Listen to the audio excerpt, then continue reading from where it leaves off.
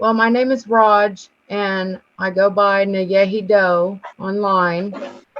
I'm Native American, and I'm actually a tribal member of the Cherokee Nation, and I do research in communities.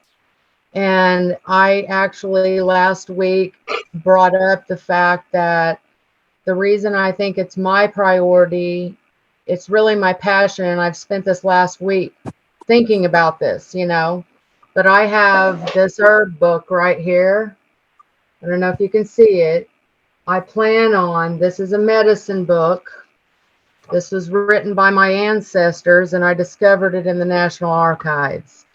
I believe it predates all medicine, modern day surgery and all that, all of it.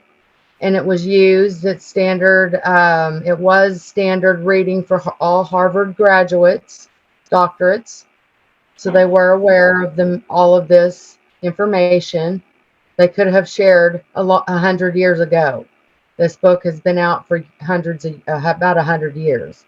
All of these species of herbs and trees and plants, nuts, and eat our diet. And that's my main focus is to come up with something that's smarter and never landscape with anything that's not going to be beneficial to my health that I can eat, drink, or, feed my livestock or whatever, and blended life with nature. And that's pretty much what my research is to bring back my native ways and appreciate just everything, and be aware and work with others to learn and bring the best all together. And pretty much that's just what my mission is. And it's nice to meet you, and welcome aboard. And Thanks, Rodge. I want to plant those trees tomorrow, Johanna. I want them over here on the reservation like yesterday. And I was actually wondering how we could, like, let's say I want to eat his mangoes, Val. I want to buy his mangoes from him. How do I get his mangoes over here to my table? Because I want his product. I don't want the mystery product, right? I'm willing to, pay, have, really good quality food.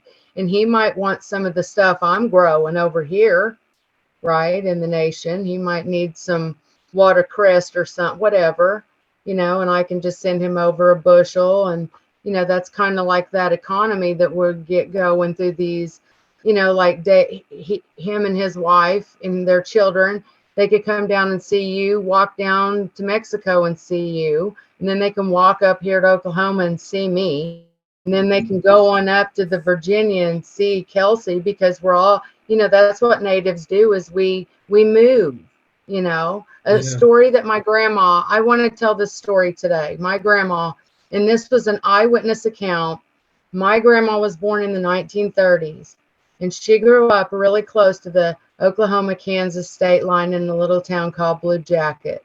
Well, at that time, even in that day, the native peoples, which was my people, I'm sure my ancestors cousins were in the group, because we were all related. All of the Cherokee tribe is all related, all the groups. So she said that she went to school, and she'd walk into school, and the natives came up to hunt, and they camped around the outskirts of the town, and all the women went to work. The men went and they would bring home the deer, play, while the women would just do whatever, and they would sit there as a whole entire tribe, process every single thing that they gathered up, down to the sinew. And my grandma said they would do that. They would be there for 2 weeks, maybe, or however long it took. But when they left, you couldn't even see one blade of grass that was out of place. They left it exactly the same way that they found it. We, as people, should really walk around in this environment and teach our children that, to walk lightly, you know. And so growing up in the woods, I would practice walking real quiet where I wouldn't step on a leaf.